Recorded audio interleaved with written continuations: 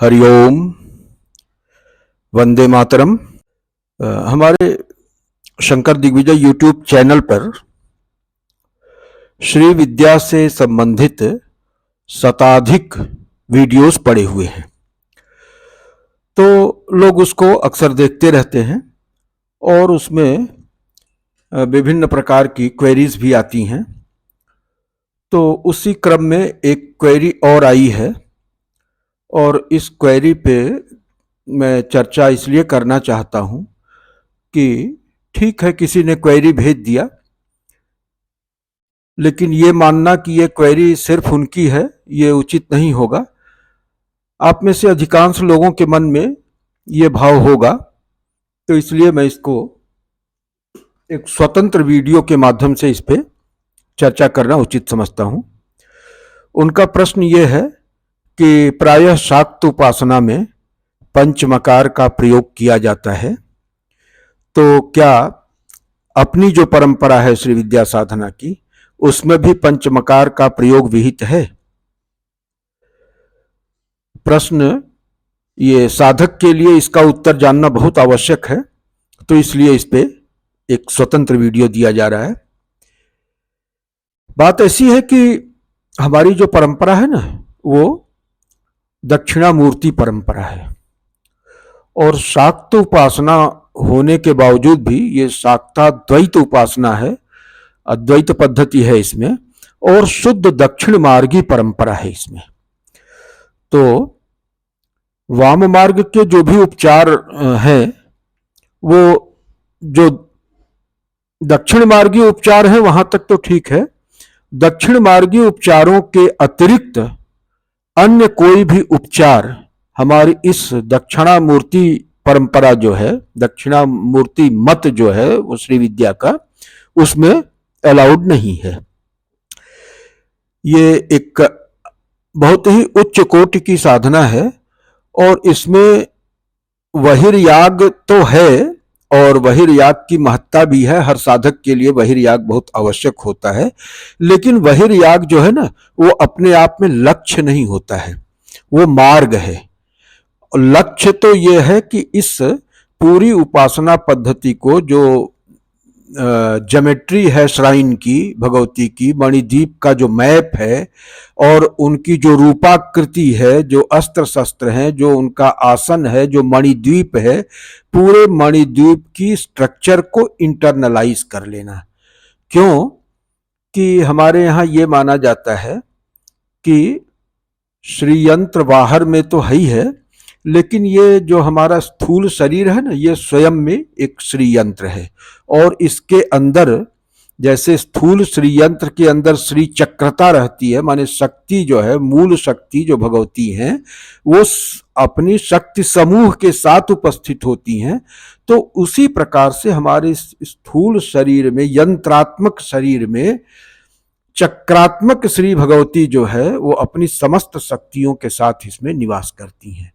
तो ये उसी का रिप्लिका है जो बाहर में हम जो है श्री यंत्र देखते हैं या भगवती का श्री विग्रह देखते हैं और उसकी उपासना अर्चना इसलिए करते हैं कि हमारे मस्तिष्क में जो वो पड़ा हुआ है, वो उसकी ज्योमेट्री जो है, श्राइन है, जो भगवती का दिव्य रूप है, तो वो सारा का सारा स्पष्ट होकर उभर जाए, उसको हम अंदर अपने महसूस करने लगे। तो बाह्य पूजा जो है ना, इसलिए होती है कि उसका जो कोऑर्डिनेट है हमारे इनर, ये फिजिकल श्राइन में, श्री यंत्रात्मक शरीर में, वो हमको स्पष्ट हो जाए, तो उसकी सारी सर्किटरी हमारे दिमाग में क्लियर हो जाए।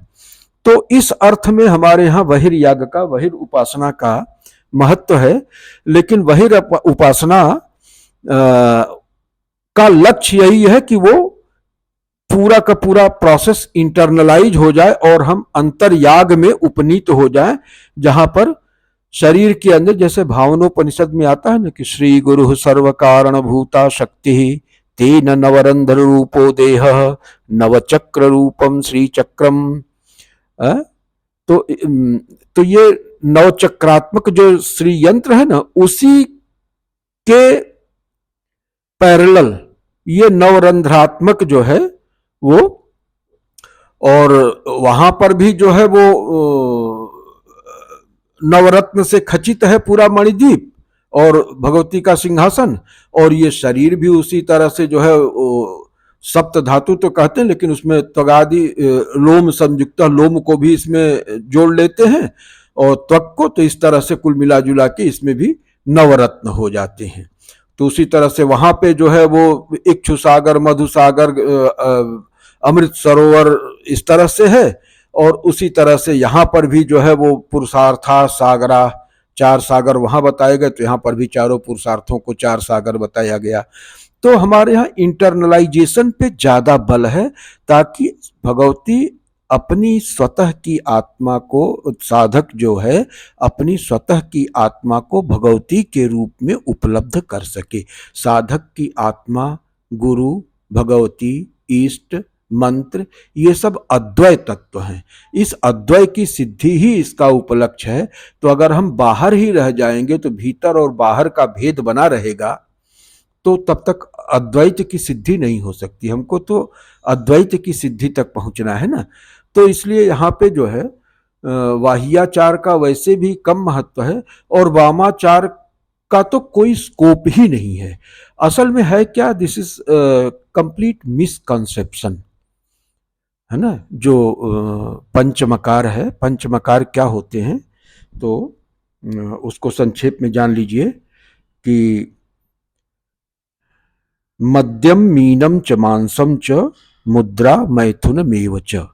मद्यम माने लिकर, मीनम मीन्स फिश, मांसम मीन्स मीट, मुद्रा मीनिंग मीनिंगफुल जेस्चर्स, मैथुन is physical intercourse, sexual union, right? These are the five makars. They all start with the letter ma, therefore they are called makars. तो ये पांच मकार हैं, मध्यम मीनम च मांसम च मुद्रा मैथुन मेव च। But here in this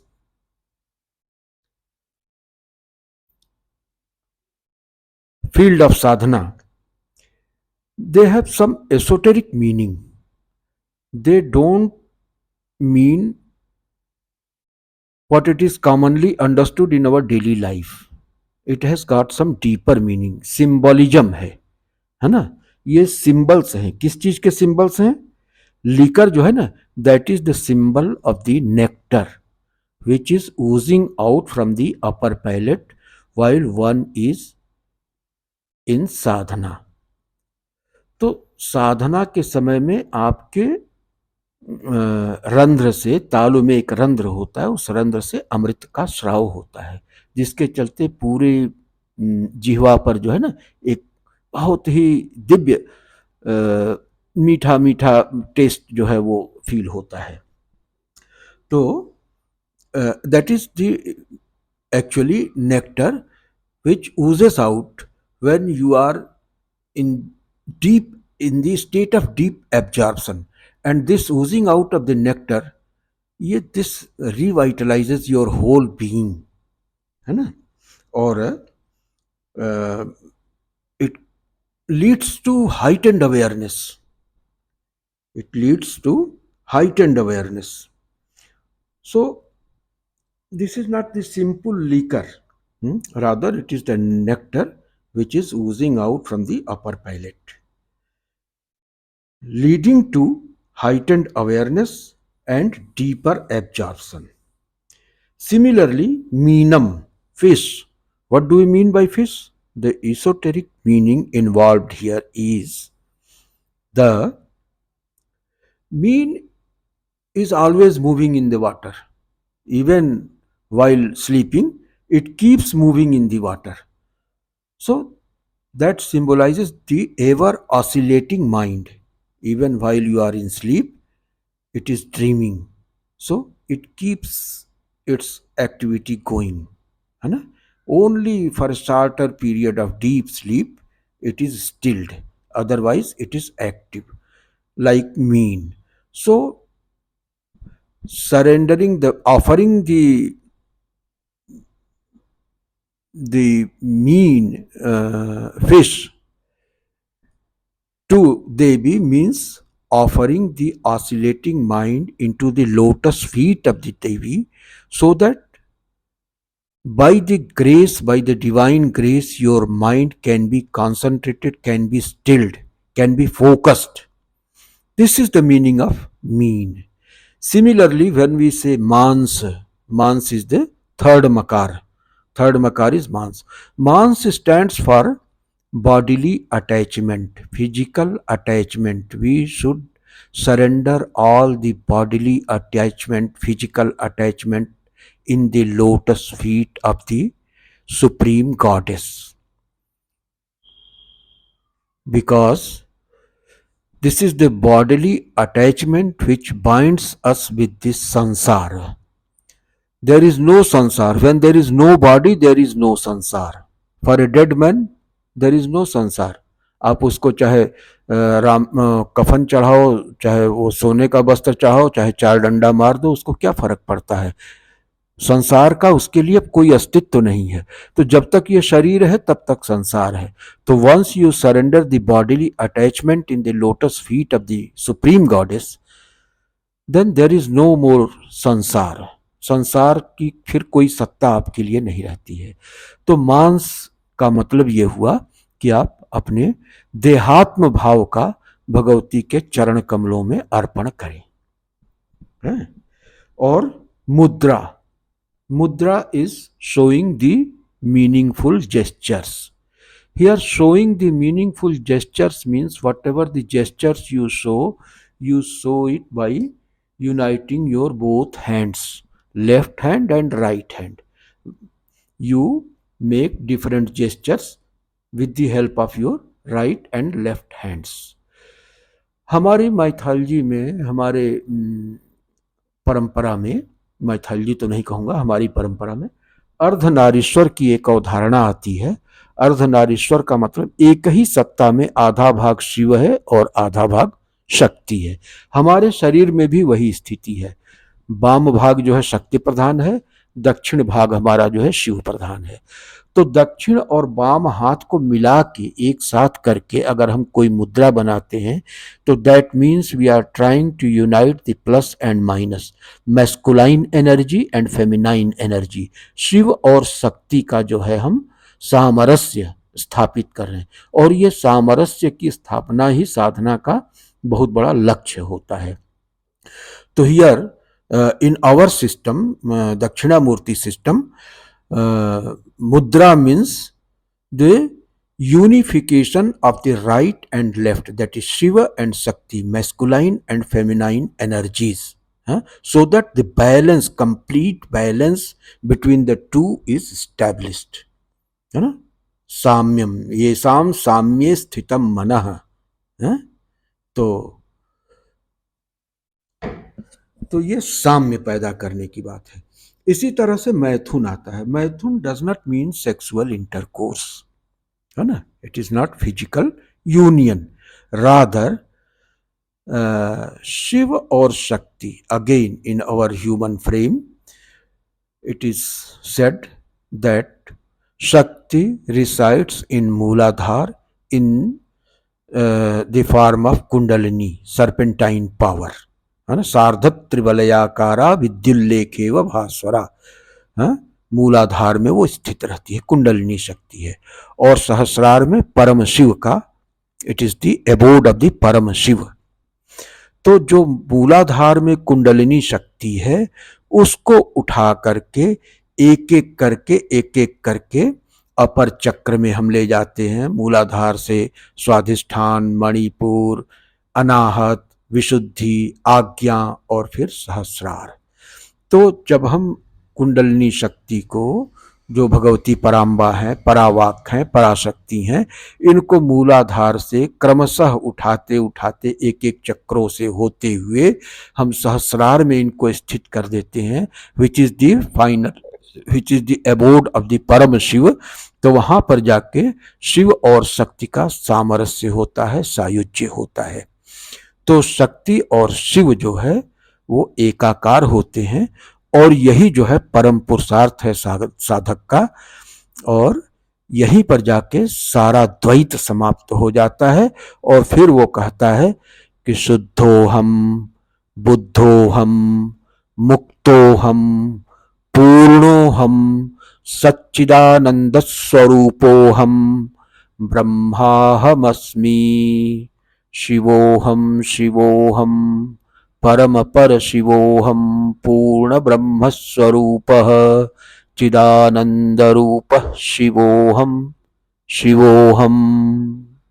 तो ये जो पंचमकार है, पंचमकार की रियल एसोटेरिक मीनिंग ये है। इसको, इसकी लिटरल मीनिंग को नहीं लिया जा सकता है। इसकी जो एसोटेरिक मीनिंग है, इसका जो सिंबलिज्म है, उसको समझना चाहिए और तब साधक आगे बढ़ जाएगा। अन्यथा अगर लिटरल सेंस में उसको ले लिया जाएगा तो साधक आगे बढ़ने की बजाय और सांसारिकता में फंस जाएगा। खडविकार सबके अंदर रहते हैं, काम क्रोध मद लोभ मोह मात्सर्य, ये सब सबके अंदर रहते हैं। इन तरह के तत्वों को अगर उनको अर्पित किया जाएगा तो वो विकार घटने की बजाय और बढ़ेंगे। तो इसलिए उनके सिंबलिज्म को समझ करके और उनको भगवती के चरणों में अर्पित करना है। यही हमारी मानस पूजा है। रत्नैः कल्पितमासनं हिमजलैर्स्नानं च दिव्यांबरं, नानारत्नविभूषितं मृगमदामोदाङ्कितं चन्दनं, जाति चंपक बिल्ब पत्र रचितं पुष्पं च धूपं तथा दीपं देवदयानिधे पशुपते हृत्कल्पितं गृह्यतां, सौवर्णे नवरत्नखण्डरचिते पात्रे घृतं पायसं, भक्ष्यं पंचविधं पयोदधियुतं, रंभाफलं पानकं, शाकानामयुतं जलं रुचिकरं कर्पूरखण्डोज्ज्वलं, ताम्बूलं मनसा मया विरचितं, भक्त्या प्रभो स्वीकुरु। छत्रं चामरयोर्युगं व्यजनकं चादर्शकं निर्मलं, वीणा भेरी मृदंग काहल कला, गीतं च नृत्यं तथा साष्टांगं प्रणतिः स्तुतिर्बहुविधा, एतत् समस्तं मया संकल्पेन समर्पितं, तव विभो पूजां गृहाण प्रभो। आत्मा त्वं गिरिजामतिः सहचरा प्राणा, शरीरं गृहं पूजाते विषयोपभोग रचना, निद्रा समाधि स्थितिः संचारः पदयो प्रदक्षिण विधिः, स्तोत्राणि सर्वागिरो, यद् यत् कर्म करोमि तत्तदखिलं शंभो तवाराधनम। तो ये स्थिति है। इसकी पंचमकार के एसोटेरिक मीनिंग को समझना है और उनका जो एसोटेरिक मीनिंग है उसको भगवती को अर्पित करना है। बाह्य पूजा से कहीं ज्यादा सशक्त ये पूजा होती है जो अंतर मन से की जाती है। उसमें समस्त उपचार मानसिक होते हैं। तो इन्हीं शब्दों के साथ ओम पूर्णमदः पूर्णमिदं पूर्णात् पूर्णमुदच्यते पूर्णस्य पूर्णमादाय पूर्णमेवावशिष्यते। हरि ओम। शांति शांति शांति।